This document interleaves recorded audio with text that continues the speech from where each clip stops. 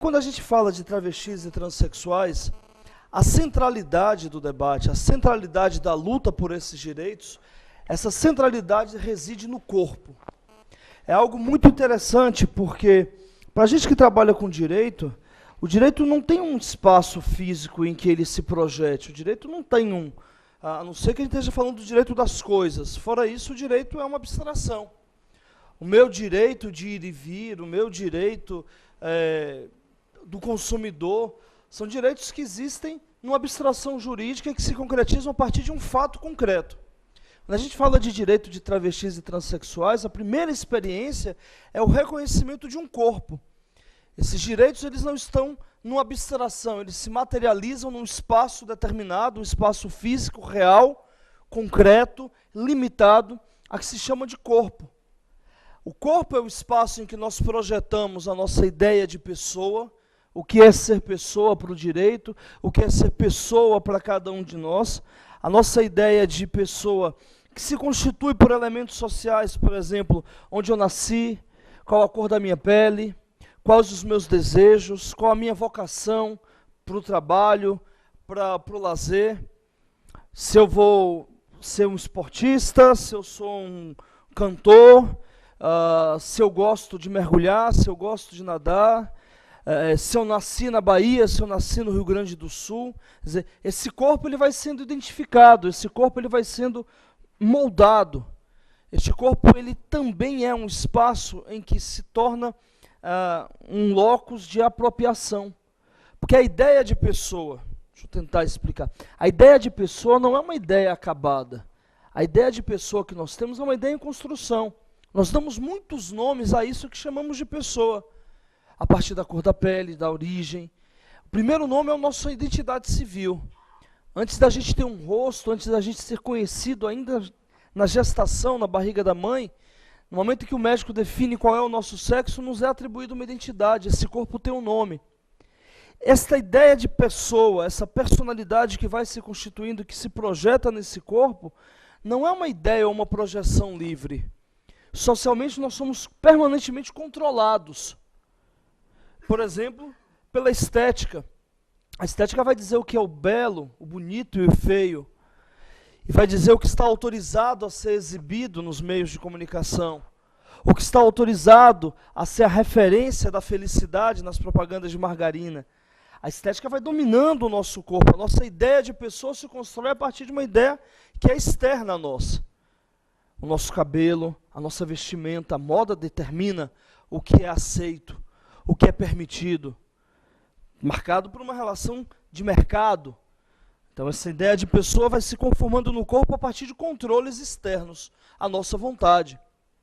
Esses controles passam por alguma mediação. Na medida em que eu me sinto bem me vestindo dessa ou daquela maneira, eu mando as favas o conceito de moda. Mas há algumas outras mediações, alguns outros controles sobre o qual não temos nenhuma forma de dialogar. As instituições tomam o nosso corpo e estabelecem sobre ele regras absolutas. Vão dogmatizando o nosso corpo, vão domesticando o nosso corpo. E a ideia de pessoa passa a ser uma ideia controlada pelas instituições. Então vamos dar um exemplo, alguns exemplos para isso ficar claro. Por exemplo, já que falei da gestação do feto, a biologia define a nossa ideia de pessoa.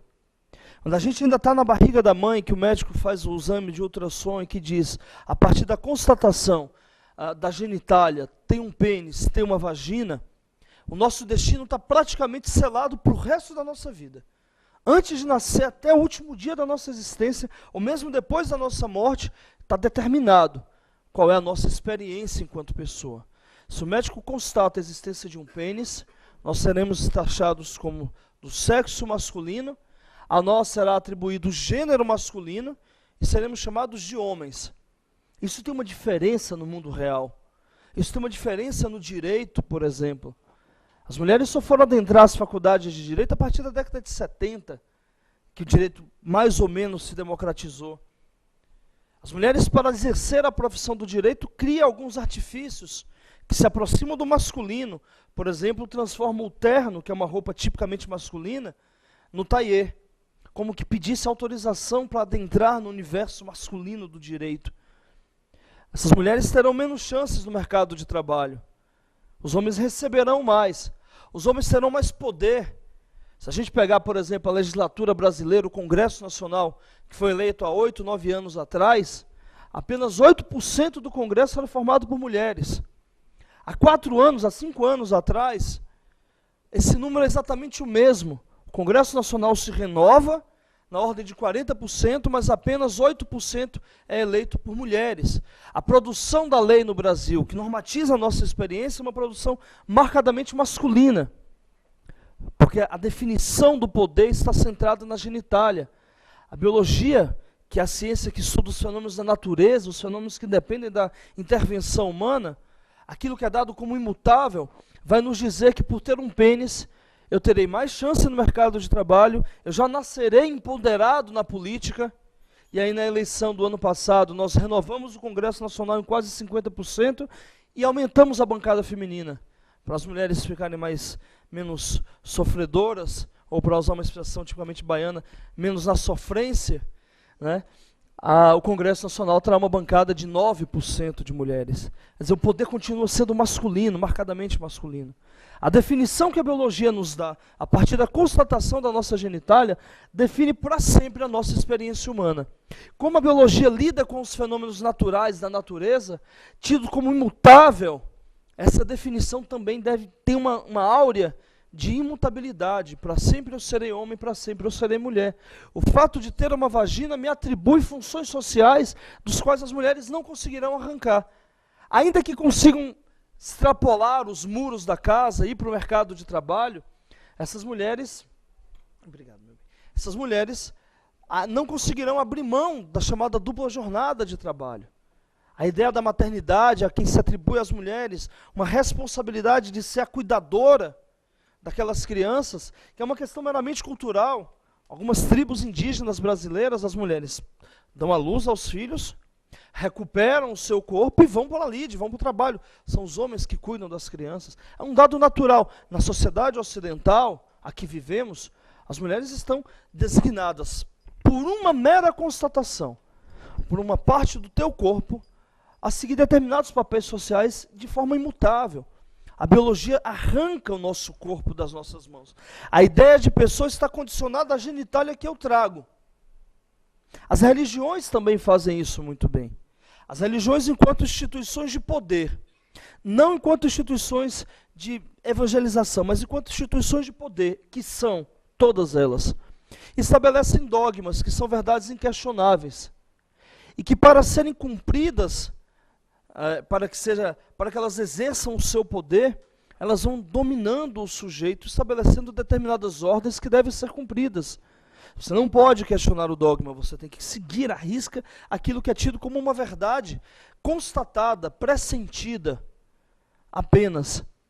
E as religiões sabem que o espaço do corpo, o espaço da morada, da sexualidade, do desejo, do prazer, é um espaço questionador, que questiona as verdades dogmáticas. Então as religiões nos impõem ou nos tomam o corpo, obrigando que este corpo seja um corpo santificado. E isso é absolutamente pesado, difícil. Imagine seres humanos, mortais, que têm desejos, que sonham, que percebem que o teu corpo é espaço do prazer, que se masturbam, que transam, tendo que seguir à risca determinadas regras para tornar este corpo santo. Isso é absolutamente doloroso. É uma luta constante entre o eu, o meu ser, a minha pessoa e aquilo que é tido como uma verdade. E a gente encontra em alguns escritos bíblicos essas verdades. Quando você chega em Coríntios, na Bíblia, e lá está escrito: não sabeis que o teu corpo não te pertence, que o teu corpo é a morada do Espírito Santo e, portanto, o teu corpo pertence ao Espírito Santo. Isso é de uma responsabilidade, este corpo que é um corpo que adoece, que é um corpo que sofre, que é um corpo que goza felicidades e que vai padecer depois da morte. Ele é um corpo obrigado a ser a morada do Espírito Santo. Nos impõe uma responsabilidade que, se não for cumprida, seremos punidos pelo medo do pecado. Muitas vezes nem sabemos se seremos punidos agora ou depois da morte. Me lembro de um amigo que me dizia que ele achava que era dito para eles nos encontros de jovens, ele adolescente, que quando a gente morre, Nós sentamos todos numa grande sala e a vida da gente passa num telão, em que todo mundo vê. E ele morria de medo das coisas erradas, supostamente erradas, serem exibidas. Como aquilo era absolutamente perverso com uma criança formando, se descobrindo como um sujeito sexual, por exemplo. Ou como alguém que ousa questionar as verdades religiosas. Porque nem, com todo respeito, me parece que aquela afirmação de que nenhuma folha cai que não, se não for a vontade de Deus, me parece algo muito absoluto. Eu, particularmente, Dimitri, prefiro deixar algumas coisas da minha vida para eu resolver. Eu penso no Iraque, eu penso no Estado Islâmico, e eu penso, Deus vai cuidar daquelas coisas. Deixa que eu tento cuidar dessas questões tão humanas, que são os meus medos, o meu medo da morte. Sabe, o medo da morte é algo que nos coloca numa situação limítrofe. E as religiões nos dizem, ou você se salva ou você vai para o inferno. Putz, morrer já deve ser muito complicado, ainda ter medo de ir para o inferno. Então deixa que eu resolvo isso. Mas as religiões vão tomando o nosso corpo e vão controlando o nosso corpo. E o direito faz isso com uma maestria incrível. Nós do direito temos uma vocação autoritária absurda. Nós temos uma pretensão de estabelecer a ordem na sociedade. Isso nos é ensinado nas disciplinas de introdução ao direito. Nós somos tão arrogantes, mas tão arrogantes, com uma pretensão de controlar, de estabelecer a ordem, achando que vamos fazer a justiça, e quando entramos no fórum, entramos armados, querendo derrotar o meu adversário, mostrar que eu sou bom. E muitas vezes eu me desapego de preceitos éticos e quero destroçar o outro. Nos é ensinado, e algumas faculdades têm isso, uma disciplina chamada português jurídico. Olha que desgraça. Ensinam para a gente uma linguagem que só nós, os arautos dos direitos, saberão. E de repente vem uma pessoa humilde, na sua sofrência, com um problema absurdo, que eu consigo resolver porque estudei, e eu começo a dialogar com ele com uma linguagem que essa pessoa não entende. Eu me coloco acima desta pessoa por ser o sujeito que vou resolver o seu problema, e mais acima ainda por dialogar com uma linguagem que nós não entendemos. E toma-lhe a repetir a expressão em latim. Toma-lhe a escrever aquilo que nem a gente sabe. Tem um fetiche agora de escrever expressões em alemão. É uma coisa. O professor Virgílio da USP tem um artigo que ele critica isso, ele chama de fetichismo. Ninguém nem sabe alemão. Eu até comecei a fazer, mas depois não consegui. E repetimos. Com controle sobre as pessoas. E as leis são instrumentos para exercer esse controle. Então vocês vejam, não sei se vocês conhecem aquela música do Marcelo Genesi, Pra Sonhar. Ai, muito linda. A música é muito fofa. E o clipe, então, com cenas de casamento, é uma maravilha. Aproveita que você está no celular, joga aí no YouTube, Pra Sonhar, Marcelo Genesi. Chora toda vez que ele vê casamento. Eu choro todo casamento, todo casamento. Aí estavam me convidando para celebrar casamento. No segundo eu desisti, porque vai que fica aquela coisa que eu não caso, celebrante não caso, não quero mais celebrar casamento dos amigos. E aí o direito vai estabelecer regras para o casamento. O que é o casamento para o direito? Um mero contrato, ponto.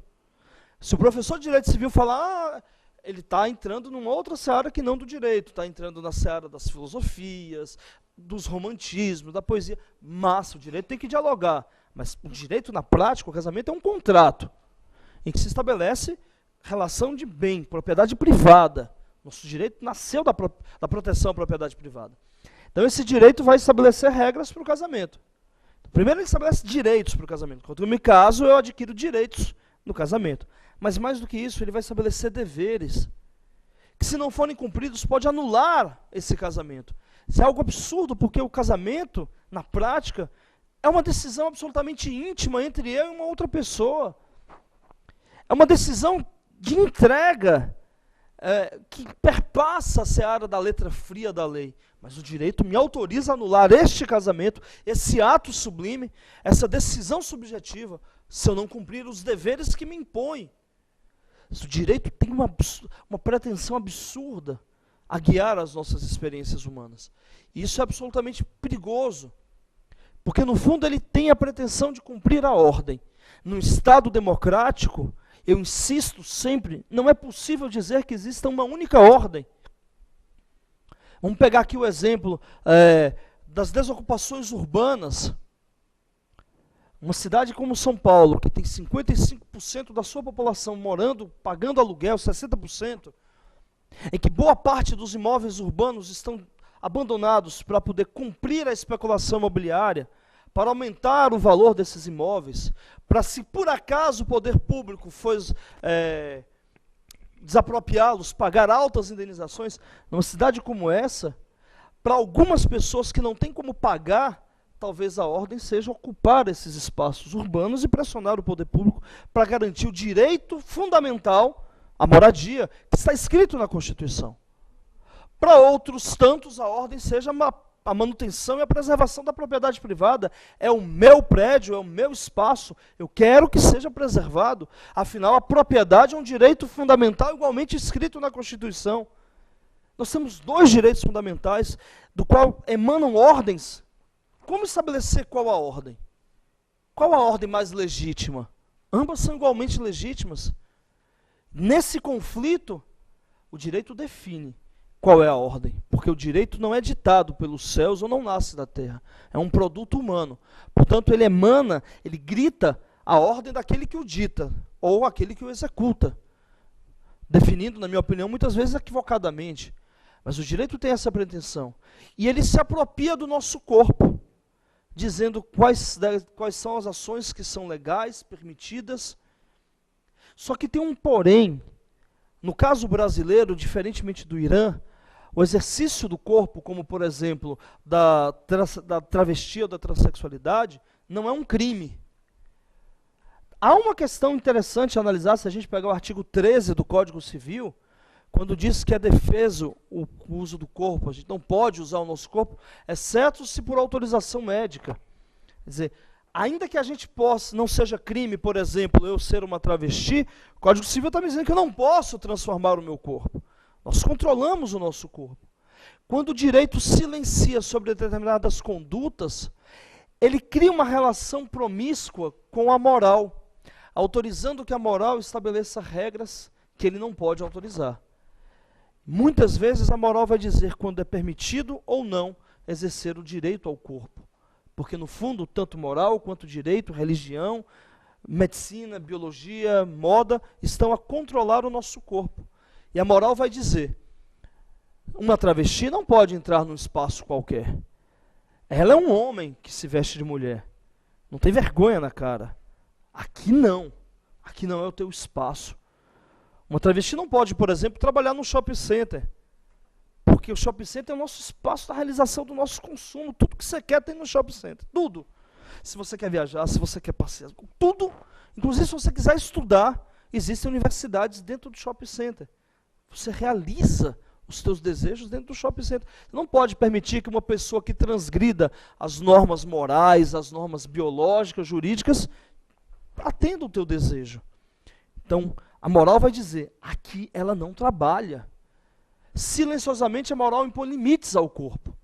Quando a gente transgride uma norma jurídica, tem o Código Penal, que é racionalmente pensado para nos punir. Não pode uma punição qualquer. Está escrita, tem uma moral que fundamenta isso. Quando a gente transgride uma norma moral, não. E é daí que emana aquilo que nós chamamos de homofobia. Se não é crime no Brasil exercer livremente a minha sexualidade, a moral nos diz, eu vou lhe punir. A sua sexualidade não é livre. E é por isso que a moral, que não tem um controle racional, autoriza uma violação, as violências mais absurdas contra a população LGBT, que acho que Márcia já falou um pouco. A moral, ela silenciosamente autoriza que as pessoas sejam agredidas. Primeiro, o Jean Willis, que é um deputado federal, vocês já ouviram falar, na minha opinião, é a pessoa certa, no lugar certo, na hora certa. O cara extraordinário, ele diz uma coisa bacana. Ele fala, nós homossexuais nos identificamos, nós nos reconhecemos pela força da injúria. Antes de saber bem o que é sexualidade, nós já somos chamados de viadinhos. Nós somos apontados, já somos objetos de piada, de escárnio, nas escolas, nos programas de televisão. A moral autoriza esse tipo de piada. E a moral autoriza a violência máxima, que é o homicídio. No caso das travestis e transexuais, na população LGBT de modo geral, mas das travestis e transexuais, os homicídios são revestidos de alta violência. São chamados crimes de ódio. Porque no fundo não é apenas matar. Eu não mato para roubar o teu sapato. O caso do adolescente morto ano passado aqui em São Paulo, por 6 skinheads, e depois levaram o tênis. Eles não queriam o tênis. Eu tomo o teu corpo da tua pessoa. O teu corpo livre, sexualmente livre, não pode existir. E aí é que entra a grande questão que disse no começo, a centralidade da luta pelos direitos de travestis e transexuais está no corpo. Este corpo precisa ser retomado das instituições. Este corpo precisa ser um corpo livre, para que ele possa tanto se expressar, ou seja, permitir que aquele espaço físico chamado corpo seja o espaço de projeção da ideia de pessoa que uma travesti tem de si, quanto um corpo que possa ser instrumento de conquista de direitos. E aqui passa, no meu entendimento, por algumas questões. A primeira delas, a ideia da retomada do corpo. Eu tenho que tomar o corpo das instituições para que esse corpo seja livre. Eu tenho que, por exemplo, autorizar que transexuais façam a sua mudança de sexo, a chamada cirurgia de transgenitalização. E eu tenho que, ao mesmo tempo, permitir que essas pessoas tomem o seu corpo e desafiem as regras biológicas, impor ao Estado o dever de respeitar a sua dignidade, respeitar a sua condição humana e assegurar o exercício pleno da sua sexualidade. Veja que coisa extraordinária. Eu tomo o meu corpo e digo, esta pênis não constitui a minha identidade. Eu nego a biologia, eu nego o direito, quando está lá no meu registro civil, que eu sou do sexo masculino e eu tenho um nome masculino, e eu digo, eu sou uma mulher. A retomada deste corpo, tomar este corpo nas minhas mãos me autoriza a definir pela cirurgia de mudança de sexo e me possibilita mudar a minha identidade civil. E aqui entra um segundo diálogo em torno da centralidade do corpo. Este corpo tem uma identidade, este corpo tem um nome, e este nome, esta identidade tem que estar de acordo com a personalidade da pessoa. O que impõe ao direito o dever de modificar o nome, o sexo e o gênero dessa pessoa. Autoriza, na verdade nem autoriza, na verdade impõe ao direito, aos juízes, aos promotores, a nós, que nós que eu digo advogados, mas todos nós do mundo do direito, a responsabilidade no processo de retomada do corpo, de legitimar essa retomada do corpo. E o direito não faz isso. São poucos os casos, comparado ao universo, em que se autoriza a mudança do nome. Então, só para a gente sistematizar, e aí eu não quero me alongar muito, para a gente poder abrir o diálogo, volto para a massa, a gente fala, a ideia de que a retomada do corpo significa reconhecer naquela pessoa um direito primário, direito fundamental, a sua identidade de gênero. Falando de travestis e transexuais. O que importa? Entender a sexualidade como um direito fundamental. Falando aqui em termos de direito constitucional, se é direito fundamental, ele está acima de qualquer outro direito. Ele se impõe sobre os outros direitos. Qualquer tentativa de interpretar as normas constitucionais que não são fundamentais, e as normas infraconstitucionais devem atentar-se aos direitos fundamentais. Se o direito à identidade de gênero, como sendo decorrente do exercício livre da sexualidade, é um direito fundamental, ele se impõe dentro do ordenamento jurídico. Não cabe ao Poder Judiciário. E aí a imposição se dá sobre dois aspectos, um aspecto negativo e positivo. A gente pegar no aspecto do Poder Legislativo, não há nada que obrigue o legislador a aprovar uma lei. A atuação do legislador é uma atuação negativa. Ele pode aprovar qualquer lei, desde que não fira. Ele pode, inclusive, ferir a própria Constituição. Depois o Supremo vem e faz o controle. A atuação do legislador é uma atuação negativa. Ele só não pode aprovar aquilo que fira preceitos éticos gerais. Se o legislador quiser aprovar uma lei inconstitucional, ele está pleno e deve estar sempre livre para aprovar o que ele achar conveniente. Não há como você obrigar o legislador a aprovar uma lei que seja benéfica ou maléfica para determinado grupo social. Portanto, a luta dentro do Poder Legislativo é uma luta imprescindível para que ele se oriente por questões éticas. Ele aprove legislações a partir de referenciais éticos. Essa é uma luta muito difícil, porque o espaço do Legislativo é o espaço da representação social. Se nós somos uma sociedade homofóbica, transfóbica, o Legislativo também será. Se nós temos um deputado, como o deputado Jair Bolsonaro, uma excrescência política dentro do Congresso Nacional, certamente há aqueles que pensam como ele e têm o direito de estarem representados dentro do Congresso Nacional. Ou vivemos uma democracia plena ou não haverá democracia. Então, há espaço para todos. Esse espaço da representação torna a luta muito mais difícil.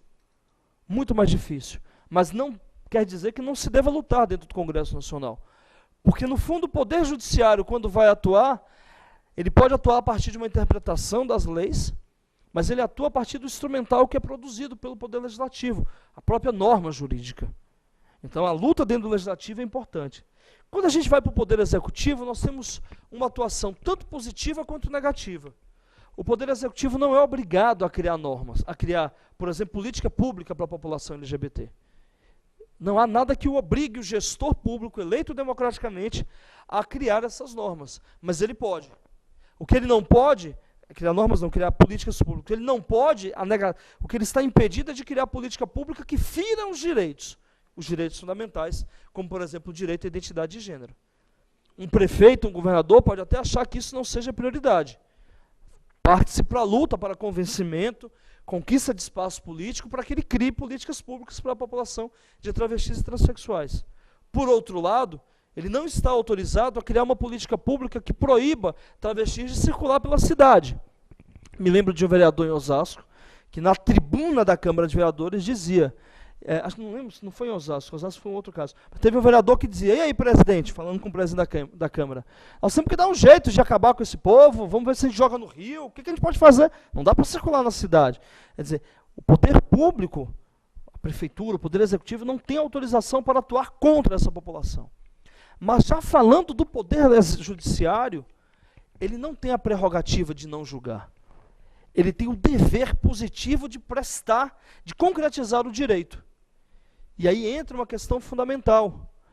Se os direitos fundamentais guiam todo o ordenamento jurídico, a atuação do Poder Judiciário não pode ser uma atuação contra os direitos fundamentais. É claro que o direito não é uma ciência matemática. Cabe interpretações. E aí cabe a nós interpretar o direito em favor do reconhecimento da dignidade de travestis e transexuais.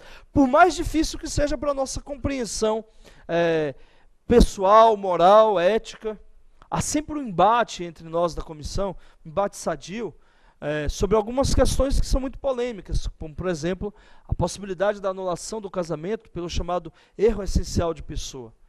No meu entendimento, se a mulher transexual, quiser esconder para o seu companheiro o seu passado de corpo masculino, o resto da vida é direito dela. Não é o mesmo entendimento que a Márcia tem. E o meu argumento maior é, no exercício dos direitos humanos, da concretização dos direitos humanos, nós temos que tomar posições. Entre o conflito do marido que se descobre supostamente traído e o direito fundamental desta mulher assegurar a sua identidade e esquecer o seu passado, o marido que vai fazer terapia, que busca o divórcio, mas entrar com um pedido de anulação do casamento para reconhecer naquela pessoa que ela constitui em si um erro, na minha opinião, é incabível. E aí a gente tem discussões homéricas e deliciosas entre nós. A gente estava no congresso em Salvador, teve uma palestra lá, de repente a palestra acabou e aí continuou aqui no nosso grupinho. Todo o nosso grupo da OAB de São Paulo, num pau, para saber qual era a ideia. E no fundo eu dizia, a concretização dos direitos passa por uma opção política jurídica. E essa opção ela não é aberta, ela está adestrita, amarrada à concretização do direito fundamental ao exercício da identidade de gênero, ao exercício da sexualidade. Mas alguns juízes ou alguns advogados e promotores poderão dizer, eu não concordo, é legítimo. E a palavra final sobe para o Supremo Tribunal Federal, que no meu entendimento, e isso é muito controverso, mas no meu entendimento, a matéria, a concretização de direitos fundamentais, ele se desloca da mão do Poder Legislativo, se desloca da mão do Poder Executivo e se concentra na mão do Supremo Tribunal Federal. Quando, por exemplo, via candidatos dizendo, vamos propor um plebiscito sobre casamento gay, é incabível. Ou se a Câmara dos Deputados e o Senado aprovam uma lei proibindo o casamento entre pessoas do mesmo sexo, é incabível. Porque nós estamos tratando de direitos fundamentais, cuja concretização se desloca da mão desses poderes e vai para a mão do Supremo Tribunal Federal. Há quem já teve a possibilidade, quem já decidiu pelo reconhecimento das uniões homoafetivas como entidades familiares, e agora, espero eu, pode vir a se, já o Madim, que reconhece o direito à mudança do nome de travestis e transexuais como um direito fundamental. Há uma ação direta de inconstitucionalidade na mão do Supremo. Alguns poderão dizer, mas e se o Supremo mudar a conjuntura, mudar os ministros, e em vez de uma corte progressiva, passar a ser uma corte mais retrógrada, mais reacionária? É possível, claro que é possível. No meu entendimento, o Supremo já ganhou um amadurecimento muito forte. Está bastante amadurecido, no sentido de concretizar direitos fundamentais. Mas e se isso vier a acontecer? Nós já passamos a discutir uma coisa chamada controle de convencionalidade, que é o controle das normas internas e normas constitucionais a partir dos tratados internacionais de direitos humanos pelas cortes internacionais. A palavra do Supremo, portanto, deixa de ser a última palavra em matéria de direitos humanos fundamentais. E a luta passa a ser no campo da seara internacional. É algo absolutamente novo no Brasil, nós temos pouquíssima referência bibliográfica, mas é algo que já se concretizou, por exemplo, na Argentina, não de forma pacífica, claro, entre os doutrinadores, e é o que nos fez assegurar que o Chile criminalizasse a homofobia. A partir de uma condenação do Estado chileno por uma conduta homofóbica da Suprema Corte chilena, recorrendo para a Corte Interamericana de Direitos Humanos, por meio do chamado controle de convencionalidade, em que os tratados internacionais de direitos humanos, as jurisprudências da Corte Interamericana de Direitos Humanos, as chamadas opiniões consultivas, são normas jurídicas a guiar os estados que compõem a Organização dos Estados Americanos.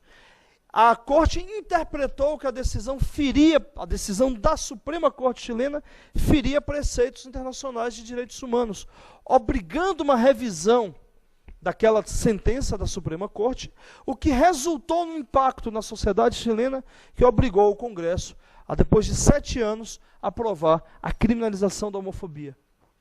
Portanto, nós estamos colocando na centralidade da luta o corpo, para que se possa garantir direitos, levando essa luta no mais alto posto da garantia de direitos, que seriam a jurisdição constitucional, a jurisdição das cortes internacionais.